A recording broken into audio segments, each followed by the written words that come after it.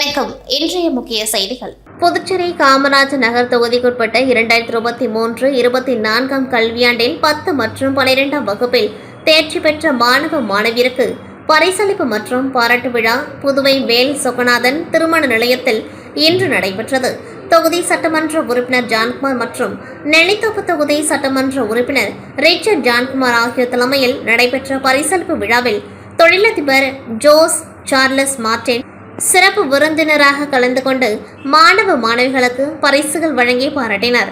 இந்த நிகழ்ச்சியின் பொழுது சட்டமன்ற உறுப்பினர்கள் கல்யாணசுந்தரம், சிவசங்கரன், அங்காளன் மற்றும் திரளான பாஜக நிர்வாகிகள் மற்றும் தொண்டர்கள் உடன் இருந்தனர்.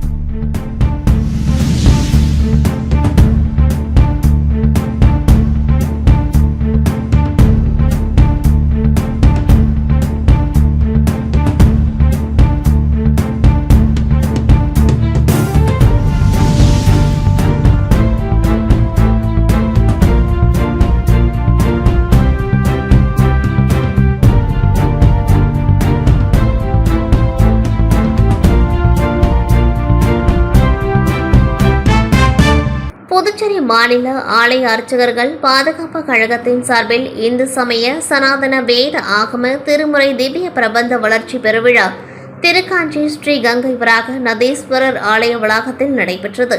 துணைநிலை ஆளுநர் கைலாஸ்நாதன் சிறப்பு விருந்தினராக விழாவில் கலந்து கொண்டு வேதாகம திருமுறை திவ்ய பிரபந்த வளர்ச்சிக்கு சேவை ஆற்றியவர்களுக்கு விருதுகள் வழங்கி கௌரவித்தார். இந்நிகழ்ச்சியில் சட்டப்பேரவைத் தலைவர் செல்வம், வேளாண் அமைச்சர் தேன் ஜெயக்குமார் மற்றும் ஏராளமான பக்தர்கள் விழாவில் கலந்து கொண்டார்கள். முன்னதாக கோவில் முறைப்படி வேளாண் துறை அமைச்சர் தேனி ஜெயக்குமார் துணைநிலை ஆளுநருக்கு 5 கிலோ எடை கொண்ட சாக்லேட் மாலை அணிவித்து மேளதாளங்கள் முழங்க வரவேற்பு அளிக்கப்பட்டது.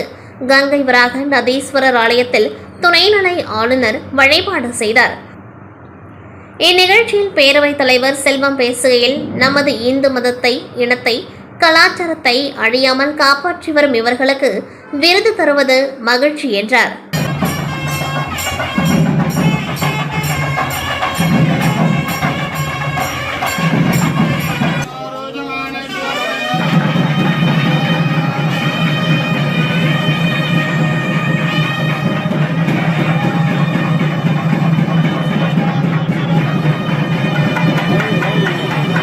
காரைக்கால் மாவட்டத்தில் உள்ள சாலைகள் சரியாக சுத்தம் செய்யப்படுவதில்லை மற்றும் குப்பைகள் அள்ளப்படுவதில்லை என வந்த புகாரின் பேரில் மாவட்ட ஆட்சியர் அதிகாரிகளுடன் சைக்கிளில் சென்று பல்வேறு பகுதிகளில் திடீர் ஆய்வு நடத்தினர்.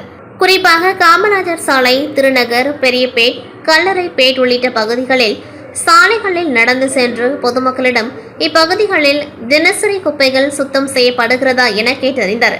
அதன் பின்னர் செய்தியாளர்களிடம் பேசியவர், நகர பகுதிகளில் 90% குப்பைகள் அகற்றப்பட்டுள்ளன என்றும் ஒரு சில இடங்களில் மட்டுமே குப்பைகள் உள்ளதாக தெரிவித்தார். மேலும் ஒரு சில இடங்களில் மட்டும் கழிவுநீர் வாய்க்கால்களை சுத்தம் செய்ய வேண்டுமென SR2 நிறுவனத்திடம் வலியுறுத்தியுள்ளதாக தெரிவித்தார். இந்த ஆய்வின் பொழுது அரசு அதிகாரிகள் மற்றும் தனியார் நிறுவன அதிகாரிகள் உடன் இருந்தனர். வாக்காளர் சிறப்பு சுருக்குமுறை திருத்தம் தொடர்பான துண்டு பிரசுரங்கள் விநியோகித்து தமிழக வெற்றி கழகத்தினர் விழிப்புணர்வு ஏற்படுத்தினர். இந்திய தேர்தல் ஆணையத்தின் உத்தரவுப்படி வாக்காளர் பட்டியல் சிறப்பு சுருக்கமுறை திருத்தம் 2024 பணிகள் தொடர்பாக வாக்காளர் பட்டியலில் பெயர் சேர்ப்பது, நீக்குவது, திருத்தம் மற்றும் இடமாற்றம் செய்வது தொடர்பாக நவம்பர் 16, 17, 23, 24 ஆகிய தேதிகளில் வாக்குச்சாவடி மையங்களில் சிறப்பு முகாம்கள் நடைபெறுகின்றது. இதனையடுத்து தமிழக வெற்றி கழகத்தினர் கடலூரில், திருப்பாதிரிப்புலியூர் உள்ளிட்ட பகுதிகளில் வாக்காளர் பட்டியல் சிறப்பு சுருக்கமுறை திருத்தம் தொடர்பாக துண்டு பிரசுரங்களை பொதுமக்களிடம் விநியோகித்து விழிப்புணர்வு ஏற்படுத்தினர். தொடர்ந்து அப்பகுதியில் நடைபெறும் சிறப்பு முகாமையும் தமிழக வெற்றி கழக நிர்வாகிகள் நேரில் பார்வையிட்டு ஆய்வு செய்தனர். புதுச்சேரி ஏம்பலம் தொகுதி கோர்க்காடு பகுதியில் ஏரிக்கரை ஓரமாக தலைமுறையாக பழங்குடி இருளர் மக்கள் குழந்தைகளுடன் வசித்து வருகின்றனர். அவர்களுக்கு இலவச மனைப்பட்டா வழங்க வேண்டும் என்று அரசு அதிகாரிகள், சட்டமன்ற உறுப்பினர், அமைச்சர், முதல்வர் ஆகியோரை எத்தனையோ முறை சந்தித்து மனு அளித்தும் நடவடிக்கை இல்லை. இந்த நிலையில் அரசின் கவனத்தை ஈர்க்கும் வகையில் வயல்வெளியில் இருக்கக்கூடிய எலிகளை பிடித்து வந்து பழங்குடியினர் மக்கள் இலவச மனைப்பட்டா அரசு வழங்க வலியுறுத்தி கவன ஈர்ப்பு ஆர்ப்பாட்டம் நடத்தினர்.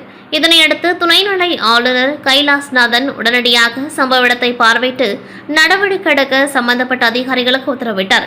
உடனடியாக மாவட்ட ஆட்சியர் குலோத்துங்கன் தலைமையில் நலத்துறை செயலர் முத்தம்மா, வில்லியனூர் உதவி மாவட்ட ஆட்சியர் சோமசேகரராவ் கொட்டாரு உட்பட 10க்கும் மேற்பட்ட அதிகாரிகள் கோர்க்காடு பகுதியில் ஏரிக்கரை ஓரமாக வசிக்கும் இருளர் மக்கள் வசிப்பிடத்தை ஆய்வு செய்தனர்.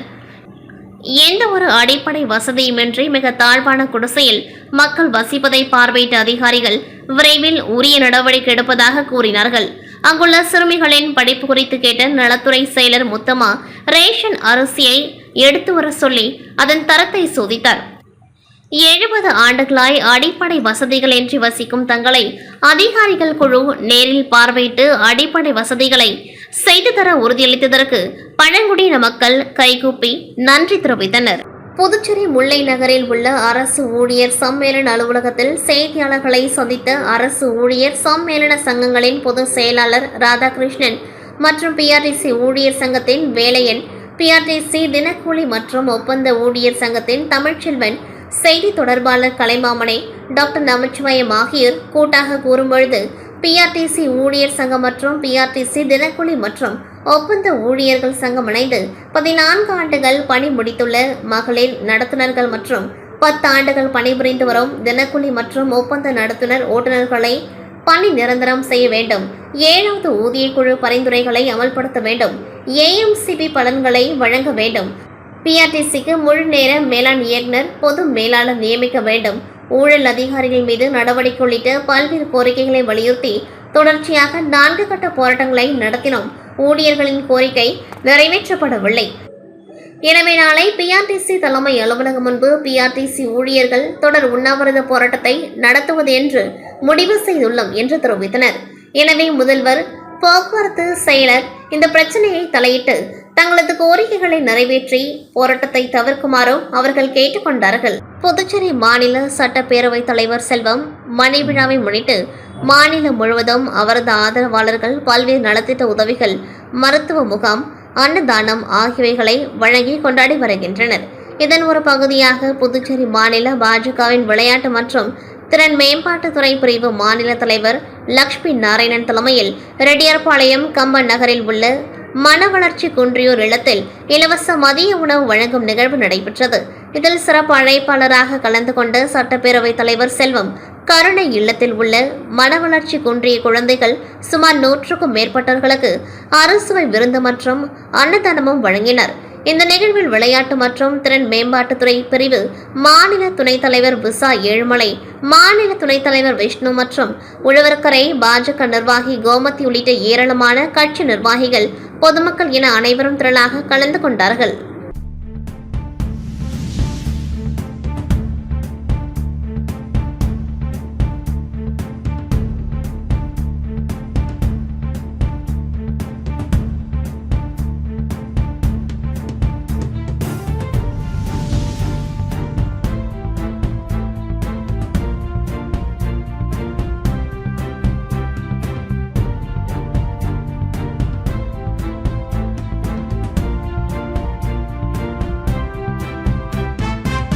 இத்துடன் செய்திகள் நிறைவடைகின்றது. நன்றி, வணக்கம்.